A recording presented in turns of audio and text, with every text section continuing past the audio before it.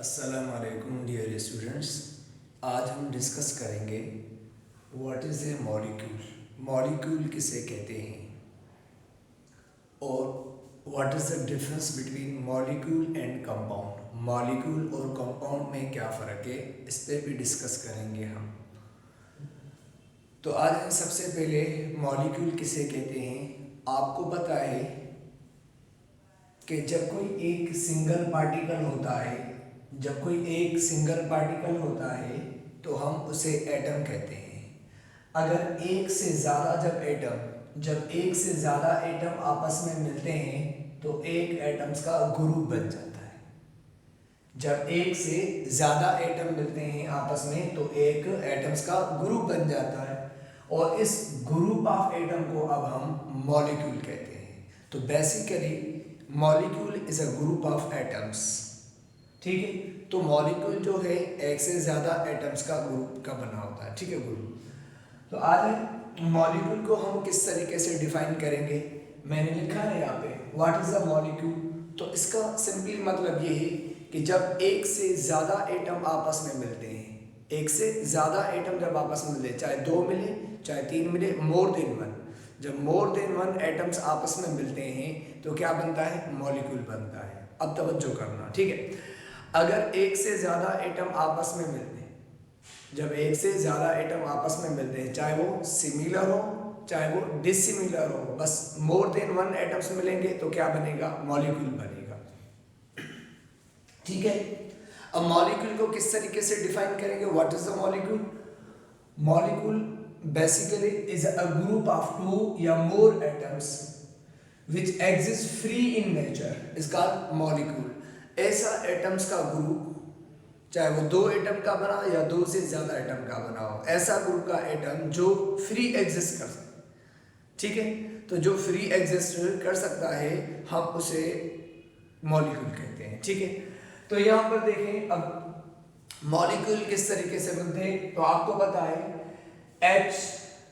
HONF ये elements को भी शो करते हैं और ये एटम्स को भी शो करते हैं। ठीक है, H का मतलब है हाइड्रोजन का एटम, O का मतलब है ऑक्सीजन का एटम, N का मतलब है नाइट्रोजन का एटम, और F का मतलब है फ्लोरीन का एटम, और Cl का मतलब है क्लोरीन का एटम। तो ये एटम्स को डिनोट करते हैं, ये एटम्स है। और हमने कहा जब एक से ज्यादा एटम्स आपस में मिलते हैं, जब एक से ज्यादा एटम्स आपस में मिलते हैं तो क्या बनता है, मॉलिक्यूल बनता है। क्या बनता है, मॉलिक्यूल। फॉर एग्जाम्पल कैसे, मान लो हमने कहा ये क्या है, ये हाइड्रोजन का एटम है, और ये क्या है, ये भी हाइड्रोजन का एटम है, ये भी हाइड्रोजन का एटम है, ये भी हाइड्रोजन का एटम है। अब 2 ये हाइड्रोजन के एटम आपस में मिलेंगे और मिलकर क्या बनाएंगे, अब मिलकर ये बनाएंगे H2 बनाएंगे। ठीक है, इस तरीके से। तो अब ये जो H2 बना, अब ये H2 क्या कहलाएगा, अब ये मॉलिक्यूल कहलाएगा, क्योंकि कितने, 2 एटम्स का बना हुआ है। हमने कहा सिंगल है जो एटम है, अगर एक से ज्यादा एटम मिलते हैं तो क्या बन जाता है, मॉलिक्यूल बन जाता है। जिस तरह यहाँ देखिए, अब 2 H आपस में एटम मिलेंगे और इनके मिलने से क्या बन जाएगा, H2, और H2 क्या है, अभी मॉलिक्यूल है, क्योंकि ये 2 एटम्स का बना होता है। ठीक है, तो जब एक से ज्यादा एटम मिलते हैं तो मॉलिक्यूल बनता है, चाहे वो सेम मिले चाहे वो डिफरेंट मिले। मॉलिक्यूल के लिए क्या जरूरी है, मोर देन वन एटम, एक से ज्यादा एटम होने चाहिए, तो दैट विल बी, वो मॉलिक्यूल कहलाएगा। ठीक है, जैसे यहाँ पे H2 क्या है, मॉलिक्यूल है। इस तरीके से अगर हम बात करें O2 क्या है, मॉलिक्यूल है। इस तरीके से N2 क्या है, मॉलिक्यूल है। इस तरीके से O3 क्या है, मॉलिक्यूल है। इस तरीके से Cl2 क्या है, मॉलिक्यूल है। इस तरीके से P4 क्या है, मॉलिक्यूल है।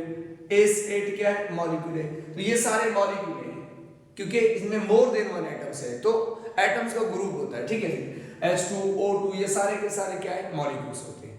हमने कहा तो एक से ज्यादा एटम जब भी मिलेंगे तो मॉलिक्यूल बन जाएगा, फिर वो चाहे सेम हो चाहे वो डिफरेंट हो, मोर देन वन एटम मिल गए, ग्रुप बन गया, that will be the molecule कहलाएगा। ठीक है, तो यहाँ पर आ जाए, यहाँ पर देखिए, अगर हम बात करें कि ये कौन है, मान लो ये कौन है, ये हाइड्रोजन का एटम, अब यहाँ डिफरेंट मिलेंगे, ये कौन है, क्लोरीन का एटम।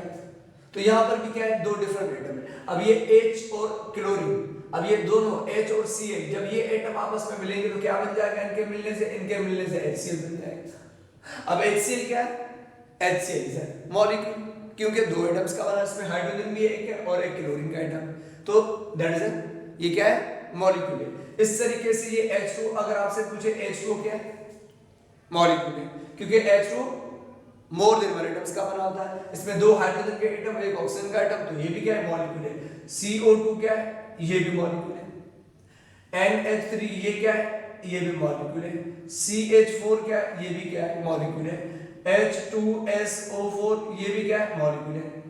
तो अब ये भी मॉलिक्यूल्स हैं, ये भी मॉलिक्यूल है, तो इसका मतलब है ये भी मॉलिक्यूल्स हैं, ये भी मॉलिक्यूल है, क्योंकि ये भी एक से ज्यादा एटम्स के बने हुए हैं और ये भी एक से ज्यादा एटम के बने हुए हैं। तो अब फर्क क्या है, फर्क ये है कि ये सेम एटम के मॉलिक्यूल्स हैं और वो डिफरेंट एटम के मॉलिक्यूल्स हैं।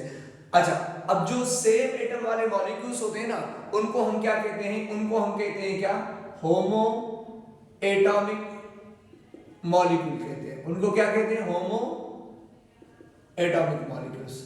तो जो molecule same type of atoms के बने होते हैं उनको हम होमो एटॉमिक मॉलिक्यूल्स कहते हैं। और मॉलिक्यूल तो ये भी है क्योंकि इसमें भी तो मोर देन वन एटम है ना, लेकिन इन मॉलिक्यूल्स में सारे एटम सेम नहीं है बल्कि डिफरेंट एटम के बने हुए हैं मॉलिक्यूल। तो जो molecule different type of atoms के बने होते हैं हम उनको क्या कहते हैं, हम उनको हेट्रो एटॉमिक मॉलिक्यूल्स कहते हैं। क्या कहते हैं, हेट्रो एटॉमिक मॉलिक्यूल कहा जाता है। तो जो molecule different type of atoms के बने होते हैं हम उन्हें हेट्रो एटॉमिक मॉलिक्यूल्स कहते हैं, ठीक है। अच्छा, अब एक बहुत ही इंपॉर्टेंट यहां पर मैं पॉइंट बात बताने वाला हूं, वो गौर से सुनना, ठीक है।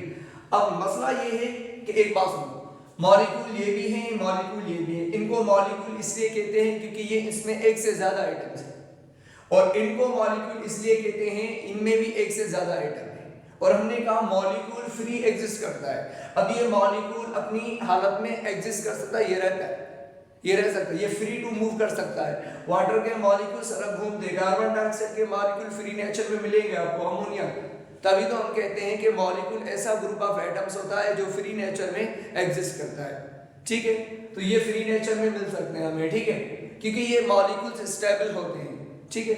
अच्छा, अब मसला ये है कि अब बच्चों से पूछा जाता है कि जो H2 है वो मॉलिक्यूल है या कंपाउंड है। तो बेसिकली मैं आपको बता दूं, जो H2 है ना वो मॉलिक्यूल भी है, कंपाउंड भी है। मॉलिक्यूल इसलिए कहते हैं क्योंकि इसमें मोर देन वन एटम है, एक से ज्यादा एटम है। कितने एटम है, 3 एटम है, 2 हाइड्रोजन के एक ऑक्सीजन। अब H2 को कंपाउंड भी कहा जाता है क्योंकि इसमें डिफरेंट एटम है। तो डिफरेंट एटम होने की वजह से हम इसे कंपाउंड कहते हैं, और एक से ज्यादा एटम होने की वजह से हम इसे मॉलिक्यूल कहते हैं। तो इसका मतलब है ये जो आपके सामने मॉलिक्यूल नजर आ रहे हैं ना, ये भी मॉलिक्यूल है, ये भी मॉलिक्यूल है। ये डिफरेंट एटम वाले मॉलिक्यूल्स हैं, इनको हम हेट्रो एटॉमिक मॉलिक्यूल्स कहते हैं। और ये सेम एटम वाले मॉलिक्यूल है, इनको हम होमो एटॉमिक मॉलिक्यूल्स कहते हैं। एक और बात, ये जो डिफरेंट एटम वाले मॉलिक्यूल्स हैं ना, इनको मॉलिक्यूल्स तो कहते हैं, लेकिन इनको हम कंपाउंड्स भी कहते हैं। इनको मॉलिक्यूल इसलिए कहते हैं कि इनमें मोर देन वन एटम है, लेकिन इनको कंपाउंड इसलिए कहते हैं क्योंकि इनमें डिफरेंट टाइप ऑफ एटम है। तो इसका मतलब है ये कंपाउंड भी है और ये मॉलिक्यूल भी है। कंपाउंड इसलिए कि डिफरेंट एटम्स हैं इनमें, और मॉलिक्यूल इसलिए कि मोर देन वन एटम्स है, ठीक है। तो दोनों डेफिनेशन के हिसाब से कंपाउंड भी होगा और मॉलिक्यूल भी बनेगा, ठीक है।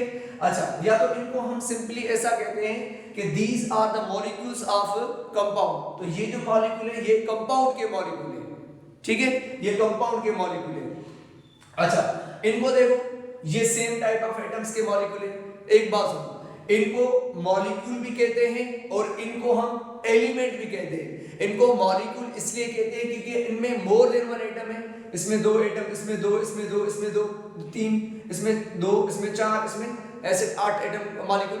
तो ये सारे क्या हैं, ये मॉलिक्यूल है क्योंकि इनमें एक से ज्यादा एटम है। लेकिन इन मॉलिक्यूल्स को हम एलिमेंट्स भी कहते हैं। इनको एलिमेंट क्यों कहते हैं, क्योंकि इनमें सेम टाइप ऑफ एटम्स होते हैं। तो सेम टाइप ऑफ एटम्स होने की वजह से हम इन्हें एलिमेंट कहते हैं, और एक से ज्यादा एटम होने की वजह से हम इनको मॉलिक्यूल भी कहते हैं। या हम इनको सिंपली ये कहते हैं कि these are the molecules of element। ये एलिमेंट के मॉलिक्यूल्स हैं, ठीक है। तो कभी भी अगर आपसे पूछे कि H2O क्या है, मॉलिक्यूल भी है, कंपाउंड भी है। मॉलिक्यूल इसलिए है कि वो एक से ज्यादा एटम्स का बना हुआ है, 3 एटम्स का। कंपाउंड इसलिए है कि वो डिफरेंट टाइप ऑफ एटम्स का बना हुआ है, ऑक्सीजन और हाइड्रोजन का बना हुआ है, ठीक है। तो इसमें ठीक है, तो ये बात क्लियर हो गई। अच्छा, फिर इनमें भी नाम रखे गए, जैसे यहां पर देखो आप, ये H2 है। अब मुझे ये बताओ कि ये सेम एटम का मॉलिक्यूल बना हुआ है, ठीक है। तो सेम एटम का मॉलिक्यूल बना हुआ है, तो इसलिए हम इसको क्या कहेंगे, होमो। लेकिन कितने सेम एटम्स का, 2, तो फिर कहेंगे होमो। सेम के लिए लिखेंगे, अगर 2 एटम है तो फिर क्या लिखेंगे आप, होमो डाई एटॉमिक मॉलिक्यूल कहलाएगा, होमो डाई एटॉमिक मॉलिक्यूल कहलाएगा, ठीक है। अच्छा, इनको भी क्या कहेंगे, इनको भी यही कहेंगे, होमो डाई एटॉमिक मॉलिक्यूल के, ये भी 2 सेम एटम का बना है, ये भी क्या है, होमो डाई एटॉमिक मॉलिक्यूल्स। अब इनकी बात करें, क्या O3 क्या है, ओजोन का फार्मूला है, तो क्या O3 क्या है, सेम एटम का बना हुआ है। कितने सेम एटम है, 3। तो अब सेम एटम होने की वजह से हम इसके लिए क्या रखेंगे, होमो। लेकिन कितने सेम है, 3, तो इसलिए हम इस O3 मॉलिक्यूल को क्या कहेंगे, होमो ट्राई एटॉमिक मॉलिक्यूल्स कहेंगे, होमो ट्राई एटॉमिक मॉलिक्यूल कहा जाता है। अच्छा, इसको क्या कहेंगे, होमो डाई एटॉमिक मॉलिक्यूल्स, और इसको P4 को, तो इसमें सेम एटम होने की वजह से हम इसे क्या कहेंगे, होमो। लेकिन कितने सेम है, 4, तो हम इसे क्या कहेंगे, होमो टेट्रा एटॉमिक मॉलिक्यूल कहा जाता है, ठीक है। और इसको क्या कहेंगे, होमो ओक्टा मॉलिक्यूल्स का, ओक्टा एटॉमिक मॉलिक्यूल कहते हैं, ठीक है। तो इस तरीके से अगर सेम एटम का बना हुआ है तो होमो, कितने हैं, 2 हैं तो डाई एटॉमिक मॉलिक्यूल, 3 है तो होमो ट्राई एटॉमिक, 4 है तो होमो टेट्रा, 5 है तो होमो पेंटा। इस तरीके से हम इनको भी नाम दे सकते हैं। इन मॉलिक्यूल्स को भी आप लिख सकते हैं। मान लो ये कौन है, HCl। मुझे ये बताओ, ये सेम एटम का बना हुआ है, डिफरेंट एटम का बना है, तो इसलिए हम इसके लिए क्या लिखेंगे, हेटेरो। लेकिन कितने डिफरेंट, 2, तो इसलिए हम क्या लिखेंगे, हेटेरो डाई एटॉमिक मॉलिक्यूल कहा जाता है, ठीक है। इसको ड्राई एटॉमिक मॉलिक्यूल कहते हैं, ठीक है। अच्छा, इसको ये क्या है, ये भी तो है ना, मॉलिक्यूल है, लेकिन सेम एटम का बना, डिफरेंट एटम का बना, इसलिए हम इसे क्या कहेंगे, ये भी हेटेरो। लेकिन कितने, डिफरेंट एटम का तो बना हुआ इसलिए हेटेरो, लेकिन कितने, 3, तो इसलिए हेटेरो ट्राई एटॉमिक मॉलिक्यूल्स कहा जाता है। क्या कहेंगे इसको, हेटेरो ट्राई एटॉमिक मॉलिक्यूल कहा जाता है, ठीक है। इस तरीके से ये भी हेटेरो ट्राई एटॉमिक मॉलिक्यूल्स है, ये डिफरेंट एटम वाला हेटेरो टेट्रा एटॉमिक मॉलिक्यूल्स है, ये हेटेरो पेंटा, ये हेटेरो, इसमें कितने हैं, 7 हैं, तो hetero hepta molecule atomic molecules. तो इस तरीके से ये मॉलिक्यूल्स हैं, ठीक है। तो मॉलिक्यूल के लिए क्या जरूरी है, मोर देन 1 एटम्स, चाहे वो सेम हो चाहे वो डिफरेंट हो। अगर सेम या डिफरेंट एटम का ग्रुप नजर आता है तो that will be the molecule. अब इसमें से एक और बहुत इंपॉर्टेंट पॉइंट बताने लगा, ठीक है। अब आपको पता है कि कुछ कंपाउंड्स ऐसे होते हैं, कुछ कंपाउंड्स, हालांकि आपको पता है कि कुछ हर कंपाउंड जितने भी हैं, हर कंपाउंड में मोर देन 1 एटम्स होंगे, क्योंकि कंपाउंड की डेफिनेशन क्या है कि कंपाउंड ऐसा सब्सटेंस है, ऐसा मैटर है जो कि डिफरेंट टाइप ऑफ एटम्स का बना होता है। अब डिफरेंट टाइप ऑफ एटम्स का लफ्ज आ रहा है तो इसका मतलब है कि कंपाउंड्स के अंदर मोर देन 1 एटम मस्ट हो। और हमने कहा जब इसमें मोर देन 1 एटम होते हैं, जिसमें एक से ज्यादा एटम होते हैं, वो मॉलिक्यूल कहलाता है। तो इसका मतलब है कि क्या सर सारे कंपाउंड मॉलिक्यूल हो सकते हैं? ऐसा नहीं है, क्योंकि कुछ कंपाउंड ऐसे होते हैं, हालांकि वो एक से ज्यादा एटम्स के बने होते हैं, लेकिन फिर भी हम उनको मॉलिक्यूल नहीं कहते हैं।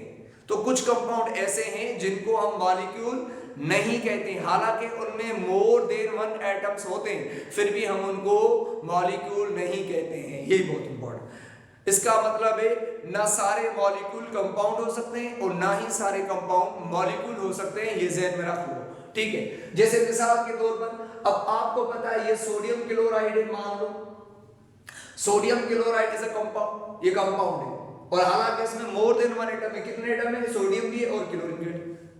तो आपसे अगर पूछेगा ये कंपाउंड है, इसमें एक से ज्यादा आइटम है, तो क्या इसको हम मॉलिक्यूल कहेंगे? नहीं कहेंगे। तो कुछ कंपाउंड ऐसे होते हैं जिनको हम मॉलिक्यूल नहीं कहते हैं, उनकी वजह क्या है? तो चलिए हम डिस्कस करते हैं उनकी वजह क्या है, ठीक है। तो यहां पर मैं लिख रहा हूं कि आपको पता है बेटा, आपको पता होना चाहिए कि जो कंपाउंड्स होते हैं ना, क्या जो कंपाउंड्स होते हैं, मान लो ये कंपाउंड्स, आपको पता है कंपाउंड्स को दो हिस्सों में तकसीम किया गया है, कंपाउंड्स को दो हिस्सों में क्लासिफाइड किया गया है। कुछ कंपाउंड्स ऐसे होते हैं which exist in discrete form, कुछ कंपाउंड्स ऐसे होते हैं जो डिस्क्रीट की फॉर्म में एग्जिस्ट करते हैं। किसकी फॉर्म में? डिस्क्रीट। डिस्क्रीट फॉर्म किसे कहते हैं? डिस्क्रीट फॉर्म का मतलब होता है सेपरेट ग्रुप्स, ठीक है। कुछ कंपाउंड्स ऐसे होते हैं जिनके एटम्स आपस में मिलके अलग अलग ग्रुप बनाते हैं। क्या बनाते हैं?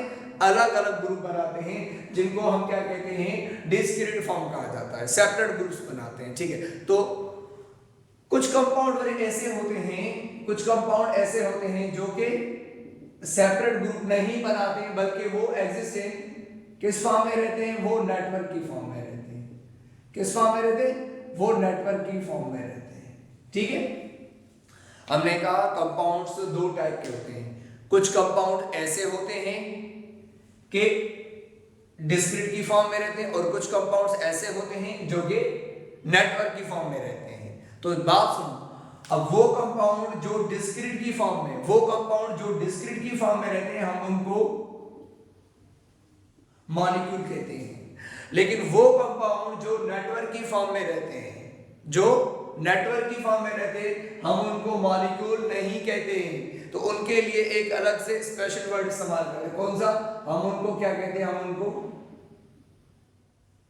फार्मूला यूनिट कहते हैं, ठीक है।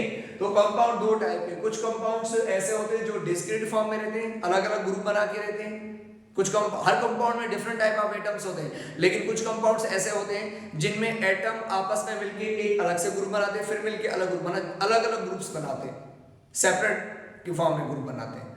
लेकिन कुछ कंपाउंड्स ऐसे होते हैं जिनके एटम्स आपस में मिलके अलग अलग ग्रुप नहीं बनाते हैं, बल्कि वो एटम्स आपस में लगातार मिले होते हैं, मतलब नेटवर्क की फॉर्म में मिलते जाते हैं। उनमें कोई भी डिस्क्रीट फॉर्म में नहीं होती, बल्कि नेटवर्क फॉर्म होती है, मतलब कंटिन्यूसली वो एटम एक दूसरे के साथ मिले होते।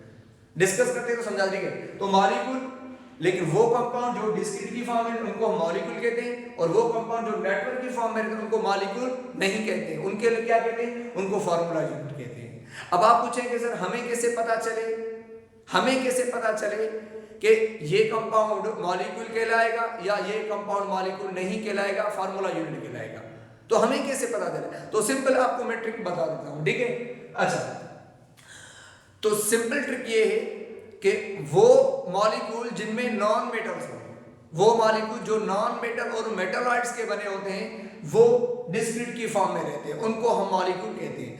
लेकिन वो मॉलिक्यूल जिनमें मेटल हो, मेटल की पहचान मैंने आपको बताई, जिसके आखिर में UM आ जाए, sodium, potassium, rubidium, caesium, calcium, magnesium, strontium, barium, ये सारे क्या है? मेटल्स हैं। तो जिन कंपाउंड में मोस्टली, लेकिन कुछ मेटल ऐसे होते हैं जो मॉलिक्यूल बनाते हैं, सिवाय कुछ मेटल्स को, एक्सेप्शन को छोड़ के की बात जनरली कर रहा हूं मैं।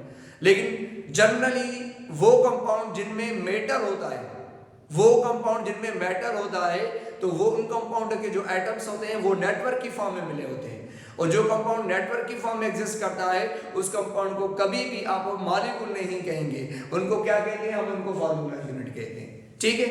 तो आज डिस्कस करें। मान लो एग्जांपल की अगर हम बात करें तो यहां पर ये देखो, ये एग्जांपल है आपके सामने H2O वाटर। अब H2O क्या है?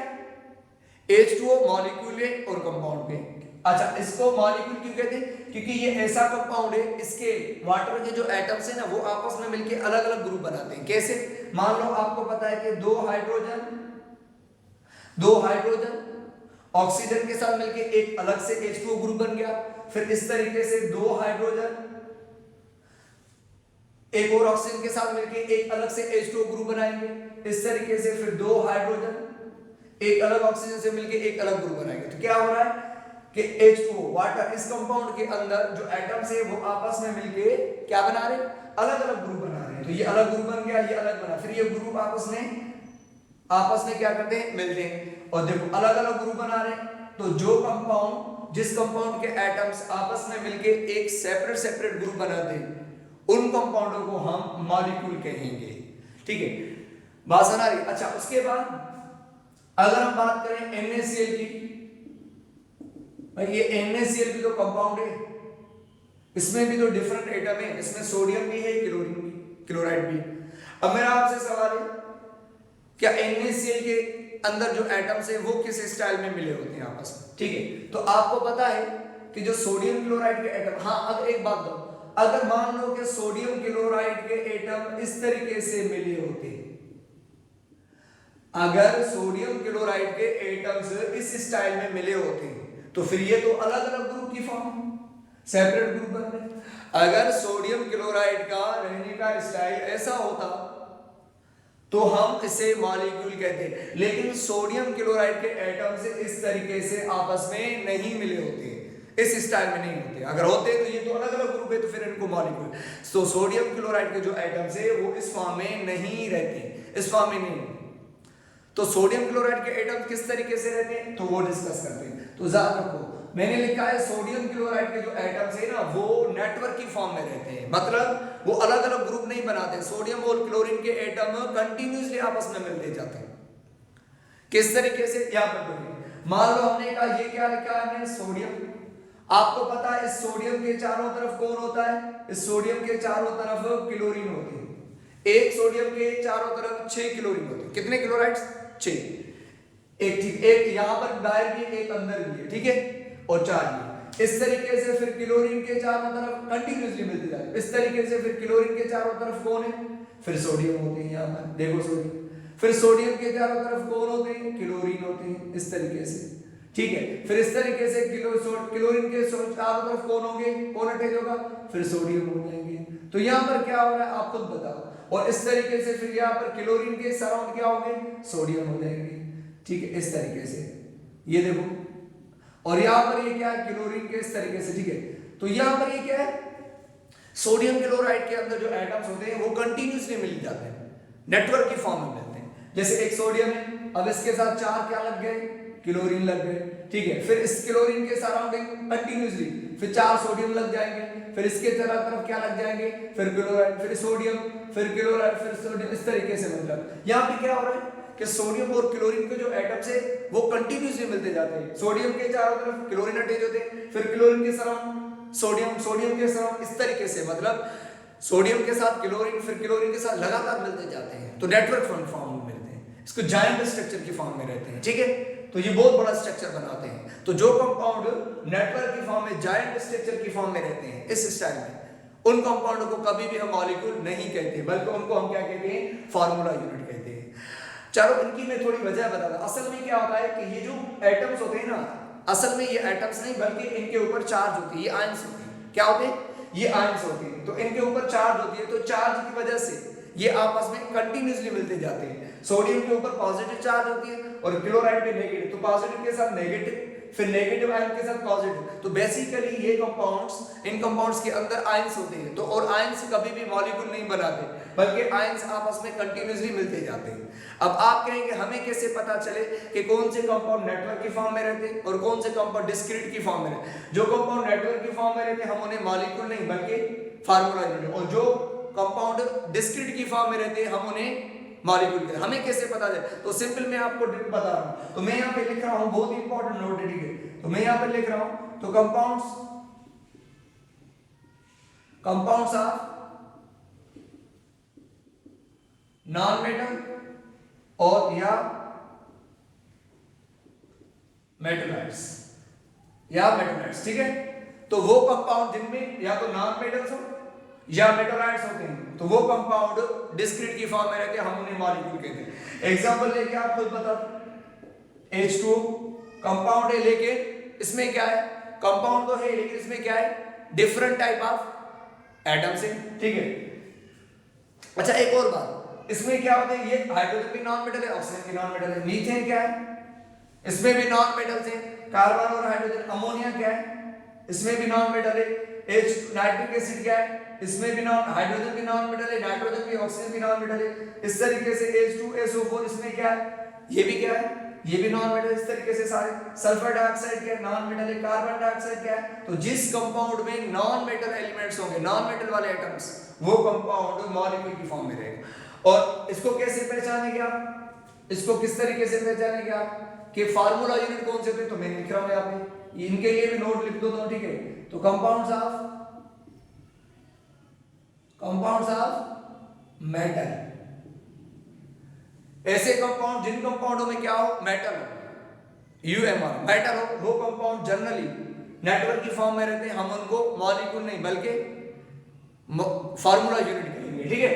तो एग्जांपल, अगर हम इसकी एग्जांपल की बात करें, अगर आपसे पूछे, देखो सोडियम क्लोराइड कंपाउंड है लेकिन इसमें सोडियम मेटल आ रहा है, तो इसका मतलब है ये फार्मूला यूनिट की फॉर्म में रहेगा, ठीक है, ये नेटवर्क की फॉर्म में रहेगा। मैग्नीशियम क्लोराइड, पोटेशियम ब्रोमाइड, ठीक है, इस तरीके से और भी है, सोडियम आयोडाइड, ठीक है, और इस तरीके से कैल्शियम ऑक्साइड, ठीक है, और इस तरीके से और भी है लिथियम फ्लोराइड। तो इनके अलावा भी बहुत सारे, ठीक है, इस तरीके से मैग्नीशियम ऑक्साइड, ठीक है, कैल्शियम कार्बोनेट। तो ये मुझे बताओ ETC, ये सारे कंपाउंड हैं, लेकिन इन कंपाउंड्स के अंदर क्या है, सोडियम, मैग्नीशियम, पोटेशियम, मेटल्स है। तो जिन कंपाउंड में जनरली मेटल्स होते हैं, वो उन कंपाउंड का रहने का स्टाइल नेटवर्क की फॉर्म में होता है, और जो कंपाउंड नेटवर्क की फॉर्म में रहते हैं हम उन्हें फार्मूला यूनिट कहते हैं, मॉलिक्यूल नहीं। तो आप पहचान लेंगे जिस कंपाउंड में मेटल हो, जनरली की बात कर रहा हूं, कुछ मेटल ऐसे होते हैं जो मॉलिक्यूल बनाते हैं, जैसे बेरिलियम हो गया, ठीक है, एल्यूमिनियम, ये थोड़े बहुत बनाते हैं, ठीक है। तो इस तरीके से उनके छोड़ की बात कर रहा हूं, ठीक है। तो ये क्या होते हैं, ये कंपाउंड्स में है और ये कंपाउंड है, लेकिन इनको मॉलिक्यूल नहीं कहेंगे, क्योंकि इनकी रहने का जो स्टाइल है वो इस तरीके से नेटवर्क की फॉर्म में लगातार इनके एटम्स मिलते हैं, मतलब मॉलिक्यूल नहीं बनाते, ठीक है। तो ये याद रखना, ये मॉलिक्यूल नहीं, इनको मॉलिक्यूल नहीं कहेंगे, इनको फार्मूला यूनिट के कंपाउंड है लेकिन मॉलिक्यूल नहीं है, ठीक है, ये फार्मूला यूनिट है। और ये कंपाउंड है, ये मॉलिक्यूल, क्योंकि ये अलग अलग की फॉर्म में, डिस्क्रीट की फॉर्म में अलग अलग ग्रुप बनाते हैं, इसलिए हम इनको मॉलिक्यूल कहते हैं। लेकिन इनका रहने का स्टाइल इनकी तरह अलग अलग ग्रुप नहीं, बल्कि ये नेटवर्क की फॉर्म में रहते हैं, that's why they are called, ये फार्मूला यूनिट कहलाते हैं, ठीक है। तो ये फर्क है, ज़हन में रख लेना, ठीक है। तो इसका मतलब है सारे मॉलिक्यूल कंपाउंड नहीं होते, क्योंकि कुछ molecule same type of atoms के बने होते हैं, उनको एलिमेंट कहते हैं।